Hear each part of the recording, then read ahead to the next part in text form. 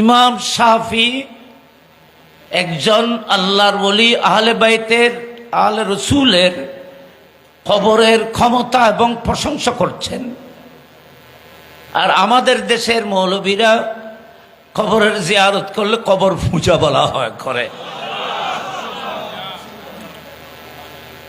কোথায় কবরের জিয়ারত, কোথায় কবর পূজা? হযরত ইমাম শাফি রাদিয়াল্লাহু তাআলা বলছেন, কবর মুসাল কাযিমে, মুসা কাযিম রাদিয়াল্লাহু তাআলার কবর একজন আহলে বাইত আওলাদ রাসূলের অবস্থানের কারণে মুসা কাযিমের কবরের ক্ষমতা কেমন জানো? তিরিয়াকুন মুজাররাবুল লিইজাবাতিদ দুআ। তিরিয়াক মানে এক ধরনের, আমরা যেটাকে আমাদের দেশে যেটাকে কষ্টিক পাথর বলি, যে পাথর বিষাক্ত কোনো সর্প কাটলে সে বিষের ক্ষত স্থানের মধ্যে যে পাথর লাগাইলে গোটা শরীর থেকে বিষকে যেভাবে মুহূর্তের মধ্যে বের করে নিয়ে আসে, মুসা কাযিম রাদিয়াল্লাহু তাআলার কবরের পাশে পড়লে মানুষের জীবনের সমস্ত গুণকে বিষের মতো টেনে নিয়ে আসে। আল্লাহু আকবার বলে। মুজাররাবুল লিইজাবাতিদ দুআ। হযরত মুসা কাযিম রাদিয়াল্লাহু তাআলা না শুধু ওনার কবরকে সামনে নিয়ে, ওনার কবরকে উসিলা নিয়ে, কবরকে সামনে নিয়ে যে ব্যক্তি দোয়া করবে, ইজাবাতুদ দোয়া, আল্লাহর দরবার থেকে সেই দোয়া কখনো খালি আসবে না। এখান থেকে ইমাম শাফি রহমতুল্লাহ আলাইহির এই বয়ান থেকে আহলুস সুন্নাত ওয়াল জামাত পৃথিবীর উলামা এই কথা জানতেছেন। আমরা জেনেছি যে একজন আল্লাহর ওলির কারণে কবর এত বড় দামি হয়, সেই ওলির মকাম তো অনেক উঁচুতে, সেই কবরের উসিলা ধরে দোয়া করলে দোয়া ফেরত হয় না। প্রসঙ্গে আমি, যেহেতু আমরা আল্লাহর ওলিদেরকে সম্মান করি, আল্লাহর ওলিদের মাজারাতকে আমরা ইজ্জত করি, আল্লাহর ওলিদের মাজারাতের পাশে গিয়ে আমরা আল্লাহর কাছে দোয়া করি, আল্লাহর ওলিদের কবরকে আমরা সম্মান করি, এই প্রসঙ্গেও কোরআন শরীফের ইশারা দেখেন। বিসমিল্লাহির রহমানির রহিম। লা উকসিমু বিমাওয়াকিন নুজুম। কোরআন শরীফে আছে না? সূরাতুল ওয়াকিয়া। লা উকসিমু বিমাওয়াকিন নুজুম। আল্লাহ পাক রব্বুল আলামিন, এটা লা জায়দা না, এটা লা এ কসম। লা উকসিমু বিমাওয়াকিন নুজুম। উকসিমুকে কনফার্ম করার জন্য, তাকিদ করার জন্য লা আনা হয়েছে। লা উকসিম মানে লা উকসিম, অবশ্যই আমি আল্লাহ কসম করে বলছি। বিমাওয়াকিন নুজুম, এ আল্লাহ তুমি কোন বস্তুর কসম করতেছ? হযরত যেখানে নূরের তারাগুলো অস্ত গেছে, এটা আমরা শব্দের তর্জমা করলাম। নূরের তারাসমূহ অস্ত গেছে, ডুবেছে, আমি সেই স্থানের কসম করতেছি। এর তাফসীরের মধ্যে বিভিন্ন তাফসীর আছে। আমি আমার কথার যেটা প্রসঙ্গ, তার সাথে যে সম্পর্ক সেটা বলছি। একটা তাফসীর হলো লা উকসিমু বিমাওয়াকিন নুজুমের অর্থ হলো ওই সমস্ত মুসাল্লা, যায় নামাজ, যেখানে সাহাবায়ে কেরামরা তাহাজ্জুদের নামাজ গুজারি করতেন। তো লা উকসিমু বিমাওয়াকিন নুজুমের অর্থ হলো আল্লাহ বলতেছেন, আমি ওই ওলিদের, আমার ওই প্রিয় বান্দাদের মুসাল্লার কসম করতেছি, যায় নামাজে, যে যায় নামাজে বসে বসে আমার মাহবুব বান্দারা আমার ইবাদতের মধ্যে থাকে। তাহলে ওলিদের শান হচ্ছে, এবং ওলিরা যেখানে বসে ইবাদত করেন সেটার কসম করতেছে আল্লাহ। সেজন্য আমরা ওলিদেরকেও তাজিম করি, ওলিদের রেখে যাওয়া তাবাররুকাতকেও তাজিম করি। এটা এখান থেকে কোরআন শরীফ থেকে দলিল। আল্লাহু আকবার। আচ্ছা, আরেকটা কথা হলো, এখানে অনেক মুহাক্কিকিন উলামায়ে কেরাম তাশরীফ ফরমান, লা উকসিমু বিমাওয়াকিন নুজুম, এর অর্থ হলো এখানে মাওয়াকি মানে কুবুর, নুজুম মানে আউলিয়া। তাফসীরে রুহুল বয়ানে আছে, তাফসীরাতে আহমদিয়া আল্লামা মোল্লা জীবন রহমতুল্লাহ আলাইহি তাফসীরাতে আহমদিয়ার মধ্যে নকল করেছেন। এক তাফসীর এটা কি, মাওয়াকে মানে কুবুর, কুবুর মানে কবর সমূহ, আর নুজুম মানে আল্লাহর ওলিরা। যেহেতু আল্লাহর ওলিরা নক্ষত্রের মতো, ওলিদের অনুসরণ অনুকরণ করে মানুষ আল্লাহ এবং রসুল পর্যন্ত পৌঁছে। আল্লাহ এবং রসুল পর্যন্ত পৌঁছে। সেজন্য বলতেছে এই রুহুল বয়ানে এবং তাফসীরাত আহমদিয়ার মধ্যে আছে, আপনারা এই আয়াতের তাফসীরের মধ্যে পাবেন। এখানে লেখা আছে লা উকসিমু বিকুবুরিল আউলিয়া, লা উকসিমু বিকুবুরিল আউলিয়া। আল্লাহ রাব্বুল আলামিন বলতেছেন আমি আউলিয়ায়ে কেরামের কসম করতেছি না, আমার মাহবুব বান্দারা ওলিরা যে কবরের মধ্যে আরাম করতেছেন আমি সেই কবরের কসম করতেছি। আল্লাহ বলতেছেন ওলিরা যেমন আমার কাছে সম্মানী, ওলিরা যে কবরে ঘুমায় সেই কবরও আমার কাছে ইজ্জতের এবং সম্মানের। আল্লাহু আকবার বলেন সবাই। তো আর কথা বাড়াবো না।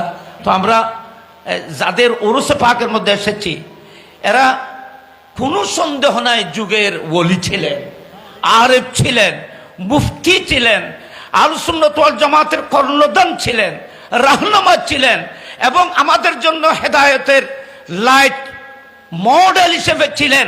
এদের অনুসরণে হাজার হাজার লক্ষ লক্ষ আশিকে রসুল আল্লাহ এবং রসুলের সান্নিধ্য লাভ করেছেন। ঠিক কিনা বলেন? ইমামে আহলে সুন্নাত হুজুর আল্লামা কাজী নুরুল ইসলাম হাশিম ইমামে আহলে সুন্নাতের কথা বলেন, হুজুরের এই পরিবার আমিনে মিল্লাতের কথা বলেন, লক্ষ লক্ষ কোটি কোটি আশিক প্রেমিক এদের অনুসরণে আল্লাহ এবং রসুলের সঠিক রাস্তা খুঁজে পেয়েছেন। আমি কোরআন শরীফে যে আয়াতে কারিমাটি তেলাওয়াত করেছি এটা একটু তর্জমা করে শেষ করছি। এটা ৬৭ নম্বর আয়াত সূরাতুজ যুখরাফে বলছেন আল আখিল্লাউ। এটা আমি যেটা আয়াত পড়েছি একটু একটু আপনাদের দৃষ্টি আকর্ষণ করছি। আল আখিল্লাউ ইয়াউমাইজিন বাদুহুম লিবাদিন আদুওয়ুন ইল্লাল মুত্তাকিন। কিয়ামতের ময়দানে আপনার পৃথিবীর আপনার সমস্ত আপনজন বন্ধু সবাই কিয়ামতের ময়দানে দূরে সরে যাবে, তাই না দুশ্মন হয়ে যাবে। দূরে সরে যাওয়া এক কথা, দুশ্মন হয়ে যাওয়া আরেক কথা। আদুবুন আল্লাহ কোরআনের মধ্যে ইস্তেমাল করেছেন আদুবুন। এগুলো নিয়ে বিশ্লেষণ করলে অনেক লম্বা আলোচনা আছে। কিয়ামতের ময়দানে যাকে আপনি দুনিয়ার মধ্যে অন্তর দিয়ে ভালোবেসেছেন, যার জন্য আপনি দুনিয়ার মধ্যে সবকিছু করেছেন, যার জন্য আপনি সবকিছু ত্যাগ করেছেন দুনিয়ায়, আপনার সে আপন দোস্ত গহিরি সমস্ত দোস্ত বন্ধুরা কিয়ামতের ময়দানে শুধু আপনার থেকে পালিয়ে যাবে না, বরং আপনার দুশ্মন হয়ে যাবে। দুশ্মন এই জন্য বলা হয়েছে যে যাদেরকে দুনিয়ার মধ্যে মহব্বত করেছ, ভালোবেসেছ, কোরআন শরীফের একজন মধ্যে আছে ইয়াউমা ইয়াফিরুল মারউ মিন আখিহি ওয়া উম্মিহি ওয়া সাহিবিহি ওয়া বানিহি। আপনজনেরা কিয়ামতের ময়দানে একজনকে দেখলে আরেকজন থেকে পলায়ন করবে। পলায়ন করা এক কথা, আরেকটা হলো দুশ্মন হয়ে যাওয়া, দুশ্মন হয়ে যাওয়া এটা আরেক কথা। তার কারণ কি? কিয়ামতের ময়দানে আপনার যে আপন দুস্থ বন্ধুরা ছিল, কিয়ামতের ময়দানে তারা আপনার আমার বিরুদ্ধে আল্লাহর আদালতের মধ্যে সাক্ষী দিয়ে আপনাকে জাহান্নামী করার জন্য ব্যবস্থা করবে। আপনার দোস্তরা আপনার গুণের কথা বলে দেবে, আপনার বন্ধুরা, আপনার আপন বন্ধুরা, আপনার দিলি গভীর মহব্বত যাদের সাথে ছিল এরা আপনার সবকিছু জানতো। এরা কিয়ামতের মধ্যে আপনার বিরুদ্ধে আল্লাহর দরবারের মধ্যে নালিশ করে আপনার বিরুদ্ধে আল্লাহর আদালতের মধ্যে সাক্ষী দিয়ে আপনাকে জাহান্নামী করবে। এরা কি দোস্ত না দুশ্মন হয়ে যাবে?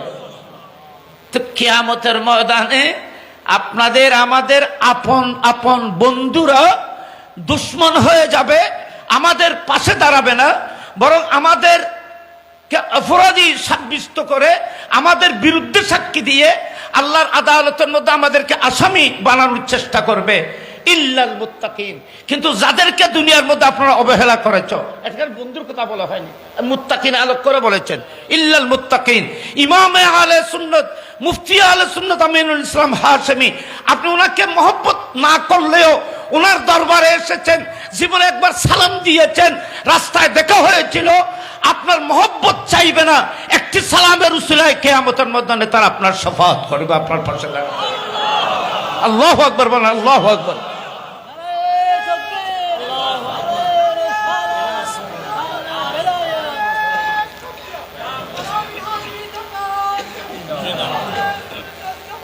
এই উলামায়ে কেরাম, এই বুজুর্গানে দ্বীনকে আপনারা যে মহব্বত করতেছেন, গভীর মহব্বত না করলেও ইমাম আহলুস সুন্নাতকে আপনি গভীর মহব্বত করেন নাই, আমিনে মিল্লাতকে আপনি গভীর মহব্বত করেন নাই, কিন্তু এই মহব্বত ছিল, ওনার প্রতি শ্রদ্ধা ছিল, সম্মান ছিল। হুজুরকে দেখলে আপনি সম্মান করেছেন, ইজ্জত করেছেন। হুজুরের জন্য আপনি মাল দৌলত খরচ করতে হয় নাই, শুধু ইজ্জত সম্মান করেছেন। একটু সম্পর্ক থাকার কারণে কার কিয়ামতের ময়দানে ইমাম আহলুস সুন্নাত, আমিরে মিল্লাত, মুফতি আহলুস সুন্নাত হুজুর আপনাকে পেলে জান্নাতে যাবে না, কদম দেবে না। আল্লাহু আকবার বলেন। আমরা কিয়ামতের ময়দানে জান্নাতের গ্যারান্টির জন্য আজকে ইমামে আমিনে মিল্লাতের নূরানি উরুস পাকের মধ্যে বসেছি। হযরত ইমাম হযরত আহসানুজ্জামান হাশমি রাহমাতুল্লাহ আলাইহি উরুস পাকের মধ্যে বসেছি। এটা এই বসা শুধু এতটুকু মহব্বত, কিয়ামতের ময়দানে আপনাদের আমাদের নেজাতের গ্যারান্টি হয়ে যাবে। প্রশ্ন হলো, হুজুরের মাজার চট্টগ্রামে, তো ঢাকার মধ্যে যারা আশিক প্রেমিকরা আছে ওনার সাথে দেখা কিভাবে? কোরআন শরীফ বলতেছে ওয়াইজান নুফুস যুফিজাত, ওয়াইজান নুফুস যুফিজাত। কিয়ামতের ময়দানের মধ্যে আল্লাহ বলতেছেন নুফুস, যে যাকে দুনিয়ার মধ্যে ভালোবেসেছো, যে যাকে মহব্বত করেছো, দুনিয়ার মধ্যে যার সাথে তোমার সম্পর্ক ছিল, আল্লাহ পাক কিয়ামতের ময়দানে খুদ আল্লাহর পক্ষ থেকে তোমাকে তোমার বন্ধুর সাথে, মহব্বতের মানুষের সাথে একত্রিত করে দেওয়া হবে। আমি যে আয়াতে করিমা তেলাওয়াত করেছি, এই আয়াতের সরার মধ্যে তাফসীরের মধ্যে একটা হাদিস আছে, আমি সেটা পড়ে শেষ করতেছি, তর্জমা করতেছি। ক্বালান নবী, সবাই বলি সাল্লাল্লাহু আলাইহি ওয়াসাল্লাম, আন্না আবদাইনে তাহাব্বা ফিল্লাহি আযজা ওয়া জাল। দুইজন বান্দা একজন আরেকজনকে মহব্বত করেছিল। আমরা সবাই আশিক, আমিনে মিল্লাত আমাদের মাসুক। আমরা হুজুরের উরুস পাকের মধ্যে আছি, ওনাদেরকে আমরা অন্তর দিয়ে ভালোবাসি, মহব্বত করি, ঠিক কিনা বলেন? হাত তুলে বলেন, সবাই হাত তুলেন। আমরা ওনাদেরকে মহব্বত, আমি সাক্ষী করতেছি, আমরা ইমাম, আমরা ওনাদেরকে আমিনে মিল্লাতকে মহব্বত করি, মুফতি আহলুস সুন্নাতকে আমরা মহব্বত করি।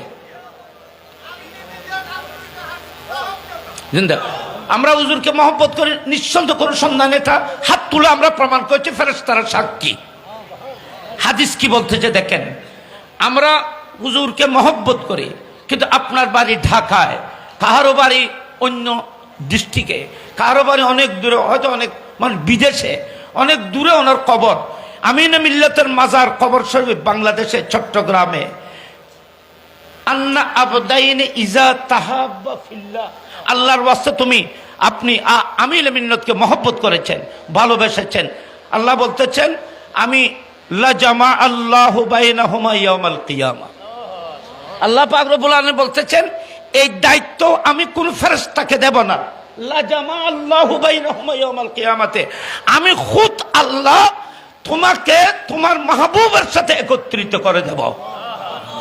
আমিনে মিল্লাত বাংলাদেশে থাকলেও ওনার কোন বক্ত মুরিদ যদি পৃথিবীর কোন প্রান্তের মধ্যে থাকে, আমি আল্লাহ কিয়ামতের ময়দানে আপনাকে আমিনে মিল্লাতের মাঝ কোলের মধ্যে, ওনার হাতের মধ্যে তুলে দেব এবং বলবো হাযাল্লাযী, আল্লাহু আকবার, হাযাল্লাযী বলবো, হাযাল্লাযী কুনতা তুহিব্বুহু ফিয়া, হাযাল্লাযী কুনতা তুহিব্বুহু ফিয়া। আল্লাহ খুদ বলবে, হে অমুক, হে ফুলান, দুনিয়ার মধ্যে তুমি এই আমিনে মিল্লাতকে মহব্বত করেছো, গৌসে আজমকে মহব্বত করেছো, গরিব নওয়াজকে মহব্বত করেছো, ইমামে হাসান, ইমাম হুসাইনকে মহব্বত করেছো, আমার মাহবুবকে মহব্বত করেছো। উনি মদিনায় পাকে থাকলেও, আমিনে মিল্লাত বাংলাদেশে চট্টগ্রামে থাকলেও তুমি মহিব, তুমি আশিক, পৃথিবীর যে কোনো প্রান্তে থাকে না কেন, আমি আল্লাহ তোমাকে তোমার বন্ধুর হাতের মধ্যে তুলে দিলাম। কিয়ামতের ময়দানে প্রত্যেক আশিককে তার মাহবুবের হাতের মতো খুদ আল্লাহ তুলে দেবে। তো সুতরাং আমরা আজ বড় ভাগ্যবান, আমরা আমিন মিল্লাতের আল্লাহর ওলিদের মজলিসে বসেছি, হাজার হাজার উলামায়ে আহলে সুন্নাতের মজলিসে বসেছি। আমিন মিল্লাত কিয়ামতের ময়দানে আমরা ওনার সাথে থাকতে পারবো। ওনার সাথে থাকতে পারলে আপনি হাসানুজ্জামান হাশমি রহমতুল্লাহর সাথে থাকবেন। হাসানুজ্জামান হাশমি রহমতুল্লাহর সাথে যদি থাকতে পারেন, আপনি খাজা গরিব নওয়াজের সাথে থাকতে পারবেন, আপনি গৌস পাকের সাথে থাকতে পারবেন। গৌস পাকের সাথে থাকতে পারলে ইমাম হাসান এবং হুসাইনের দলে থাকতে পারবেন। ইমাম হাসান হুসাইনের দলে থাকা মানে রসুল পাকের দলে থাকতে পারবেন। মুস্তাফার সাথে হয়ে জান্নাতে যাওয়ার গ্যারান্টি অর্জন করতে চান আমরা আজকের এই মাহফিলে বসে। আল্লাহ পাক আজকের এই হাজিরিকে কবুল করুক, আমিন। আসসালামু আলাইকুম ওয়া রাহমাতুল্লাহ।